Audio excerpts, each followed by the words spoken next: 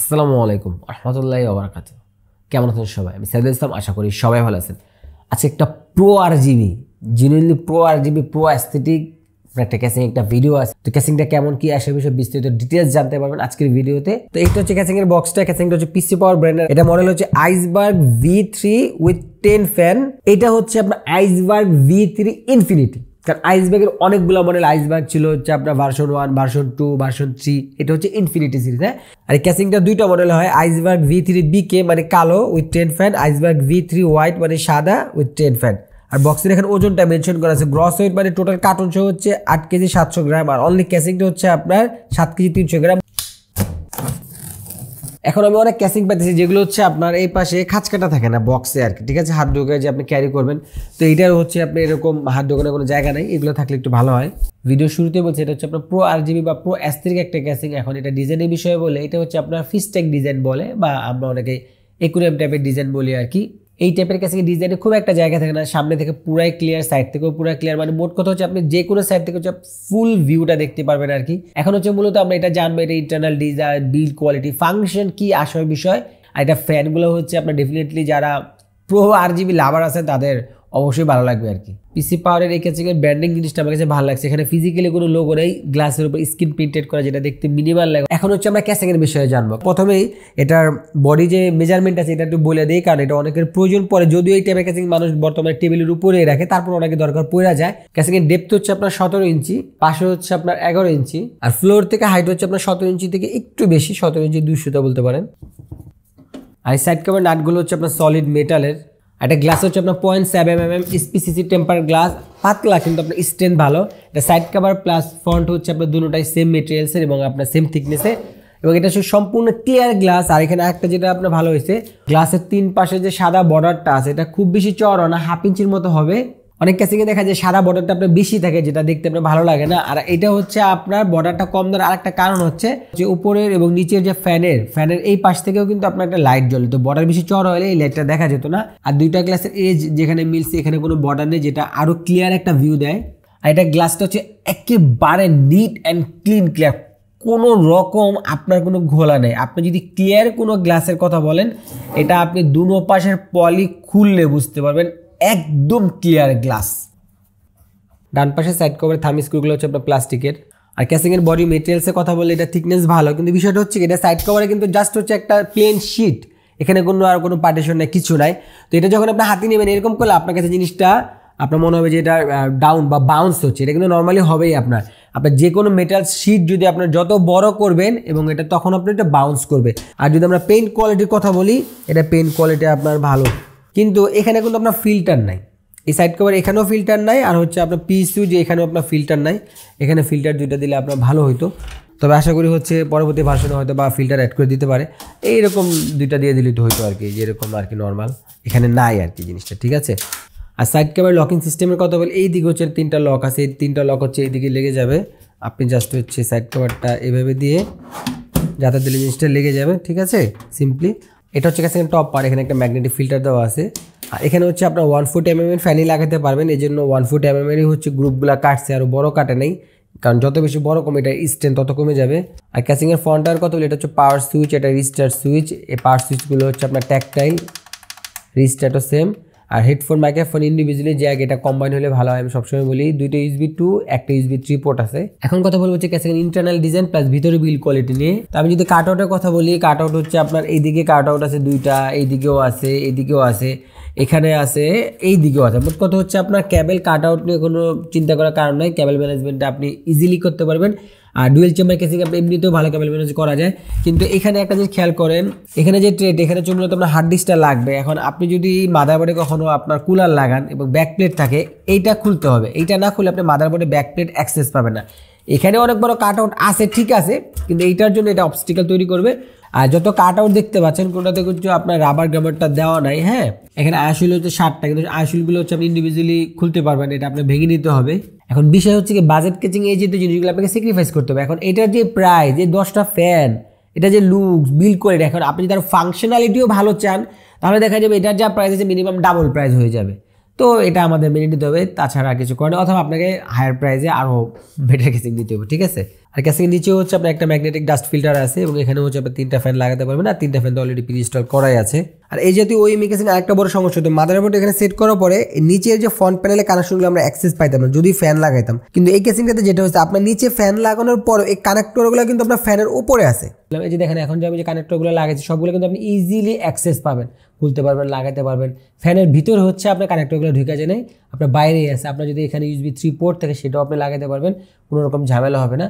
আর যেহেতু এখানে liquid cooler এই জন্য হচ্ছে আপনি হোলটা হচ্ছে আপনার শো হইতেছে বেশি, আর এখানে রাবার গ্রামেট নাই, কেবলগুলো এখান থেকে দেখা যায়, রাবার গ্রামেট থাকলে একটু ভালো হতো। এদিকে যে কাট আউট আছে এটাও আপনি সাটা কেবলের দিক দিয়ে নিতে পারবেন। মাদারবোর্ড সেট করার পরে আপনি যে ক্যাবেলিংগুলো করবেন, যে কানেকশনগুলো দিবেন, কোনো কানেকশনে আপনার কোনো প্যারা খাইতে হবে না, আপনি আরামসে হচ্ছে কানেকশনগুলো দিতে পারবেন। আর ক্যাসিংয়ের যত ক্যাবেল আছে, ফ্যানের ক্যাবেল, ফ্রন্ট টায়ার ক্যাবেল, সম্পূর্ণ ক্যাবেলই হচ্ছে আপনার সাদা। মানে ক্যাসিংয়ে দেখা যায় হচ্ছে আপনার ক্যাসিং থেকে সাদা, ক্যাবেল থেকে কালো, এটা ক্যাবেলটাও সাদা, এটা ভালো। আর ক্যাবেলের কোয়ালিটি হচ্ছে আপনার মোটামুটি মানে। কিন্তু এখানে একটা বিষয় হচ্ছে আপনার এই যে মাদারবোর্ডে যে সিঙ্ক করবেন, হ্যাঁ 3 পিনের ARGB হেডার, এই ক্যাবেলটার লেন্থ কিন্তু হচ্ছে আপনার এটা কম। আর এটা কানেকশন কিন্তু হচ্ছে এই যে রেয়ারের যে ফ্যান আছে এটাকে ওরা মাস্টার ফ্যান বলে আর কি, ঠিক আছে। এই মাস্টার ফ্যান থেকে হচ্ছে বাকি ফ্যানগুলো হচ্ছে কানেকশন যায় প্যারালাল হয়ে আর কি, যে একটার পিছনে একটা দিয়ে। কিন্তু এটার ক্যাবেলটার লেন্থ কিন্তু কম। এখন আপনার মাদারবোর্ডে যদি ARGB হেডার উপরে থাকে, আপনার মাদারবোর্ডে ARGB হেডার উপরে থাকে, আপনি এখান থেকে কানেকশন দিতে পারবেন, সমস্যা নেই। কিন্তু যদি এরকম হয় যে আপনার মাদারবোর্ডে ARGB হেডার আছে একটা এবং সেটা নিচে, ARGB হেডার একটা সেটা নিচে, তাহলে যেটা করতে হবে আপনার যে মাস্টার ফ্যানটা আছে, এই যে মাস্টার ফ্যানটা খুলে আপনাকে হচ্ছে নিচে সেট করতে হবে, ঠিক আছে। মাস্টার ফ্যান খুলে আপনাকে নিচে সেট করতে হবে, তখন নিচে থেকে এটা কানেকশন দিয়ে দিবেন আপনি, তারপরে বাকিগুলো প্যারালাল করে দেবেন। কিন্তু ওই পিছনে দিয়ে এটা কানেকশন দিতে পারবেন না, তো এটাও আপনি মাথায় রাখবেন। আর এই ক্যাসিং হচ্ছে আপনার ডেডিকেটেড কোনো পাওয়ার LED সুইচ নাই, রিস্টার যে সুইচ আছে ওইটা দিয়ে হচ্ছে আপনি এখানে কানেকশন দিয়ে দিলে, আপনার যদি ইন কেস অফ চান্স কথা ধরে নিলাম আপনার মাদারবোর্ডে ARGB হেডার নাই, তারা হচ্ছে আপনি সুইচের মাধ্যমে কন্ট্রোল করতে পারবেন, ঠিক আছে। আর এগুলো হচ্ছে স্ক্রু, যেগুলো দিয়ে আপনি হচ্ছে পিসির অ্যাসেম্বলিং করবেন, সবগুলো হচ্ছে আপনার সিলভার কালারের। কিন্তু দেখেন এখানে টাইগুলো কি দিছে, ছোট্ট ছোট্ট টাই দিয়েছে, একদম মিনি টাই, ঠিক আছে। যাই হোক, আপনি পিসি বিল করার সময় অবশ্যই 1 প্যাকেট টায়ার ব্যবস্থা করে নেবেন। তো বক্সের মধ্যে যে জিনিসটা দেখতে পাচ্ছেন, এটার ভিতরে হচ্ছে আপনি 2টা হার্ড ডিস্ক লাগাতে পারবেন, এই যে 1 2 2টা হার্ড ডিস্ক। আর এই দিকে হচ্ছে আপনি এই যে SSD লাগাতে পারবেন, ঠিক আছে। এখন আপনি যদি SSD লাগান, আপনার SSD এভাবে থাকবে, এই দিকে যে হোল আছে এই হোলের ভিতর দিয়ে হচ্ছে আপনি SSD নাটটা এভাবে টাইট দিয়ে দিতে হবে। আরেকটা বিষয় যেটা হচ্ছে আপনি যদি ক্যাসিংয়ের এই পাশে সাইড কভার প্লাস এই পাশে সাইড কভার খুলেন এবং ক্যাসিং যদি আপনি এরকম করেন, আপনি এটা হচ্ছে একটু যেটাকে বলে স্যাগ হয়। এখন এটা হওয়ার কারণ আছে, কারণ দেখেন এখানে কিন্তু কোনো সাপোর্ট নাই, এই দিকে চেম্বারটা খালি, এই পাশের চেম্বারটা হচ্ছে খালি, কোনো চারোপাশে কোনো সাপোর্ট নাই। তো দেখা গেলে আপনার যদি পিসি বিল করার পরে এ পাশে সাইড কভার খুলছেন, এ পাশে সাইড কভার খুলছেন, সেটা আপনি সুন্দরভাবে এভাবে ধরে ভালোভাবে ক্যারি করবেন, ঠিক আছে। কারণ এটা তো কোনো সাপোর্ট নাই, তো এই জন্য আপনি এরকম স্যাগ হয়। আর যখন আপনি এই পাশে সাইড কভার এই পাশে সাইড কভার লাগিয়ে দেন, তখন জিনিসটা স্ট্রাকচারটা হচ্ছে আপনার সলিডভাবে থাকে আর কি। এখন কথা বলবো এই ক্যাসিংয়ের অল দ্য মোস্ট কি একটা সেলিং পয়েন্ট, সেটা হচ্ছে আপনার এটার 10টা ফ্যান আছে। এই ফ্যানগুলো হচ্ছে আপনার পিসি পাওয়ারের আইরিশ ইনফিনিটি F40, এটা প্রাইস হচ্ছে ক্যাসিং এর 10টা ফ্যান সহ 7700 টাকা।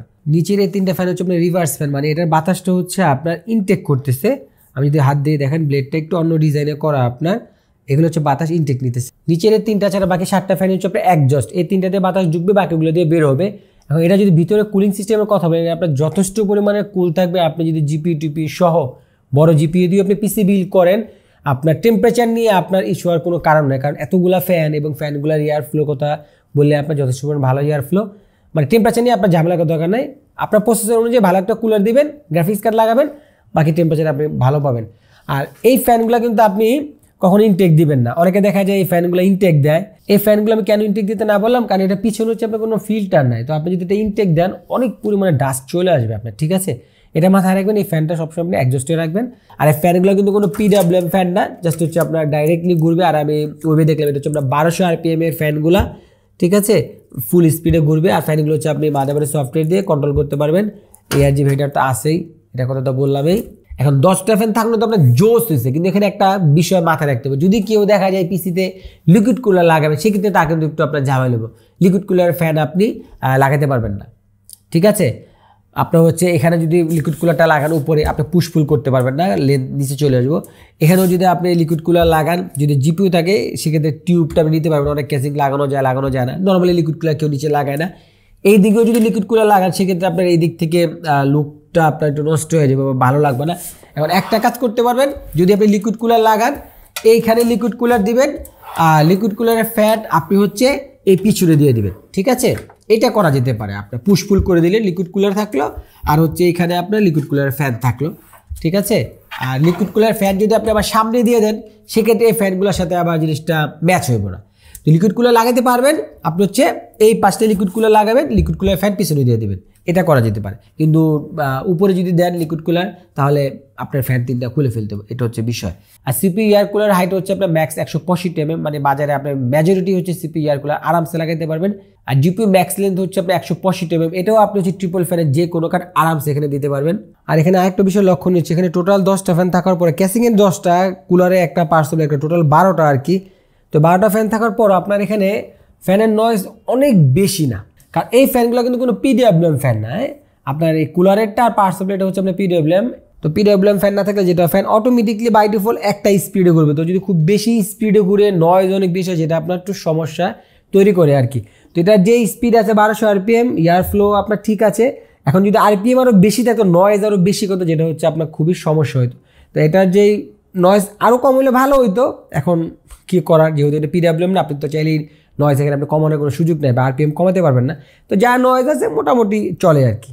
আমার এই রুমটা হচ্ছে একেবারে কোয়াইট, এই জন্য হচ্ছে নয়েজটা বুঝতে যাচ্ছে। বাট নর্মালি আপনি যদি বাসা বাড়িতে চালান, সিলিং ফ্যান টান থাকে, আপনার কাছে নয়েজটা খুব একটা মনে হবে না।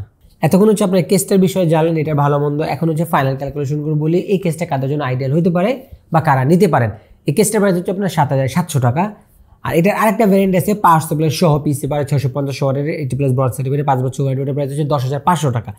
এখন 7700 টাকা কিন্তু প্রাইস একেবারে কম না, কিন্তু এখন এই যে 10টা ফ্যান আছে, এই ফ্যানগুলোর প্রাইস হচ্ছে আপনার 6000 টাকা, যদি আপনি ইন্ডিভিজুয়ালি আলাদা কিনতে চান অ্যাকসেপ্ট করে আর কি। তার মানে কেসের প্রাইস আপনার 1600-1700 টাকা পড়ে।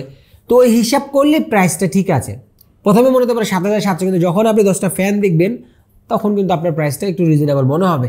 আর এইটা হচ্ছে মূলত যারা প্রো RGB লাভার আছেন, মানে RGBর এই ফ্যান, RGB পছন্দ, তাদের এটা ভালো লাগবে।